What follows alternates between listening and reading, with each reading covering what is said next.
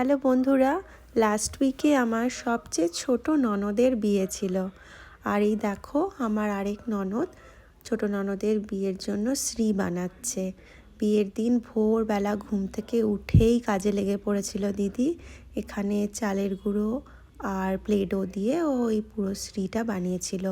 মাঝখানে যেটা দেখতে পাচ্ছ এটা হচ্ছে টোপরের ডিজাইনের, আর চারিদিকে রেখেছিল শাখা, পলা, পান পাতা, মাছ, মিষ্টি, ধান, দুর্ব আর হচ্ছে সিঁদুর কৌটো সব বানিয়েছিল। দেখো কি সুন্দর হয়েছিল শ্রীটা, মানে আমি তোমাদের বলে বোঝাতে পারবো না।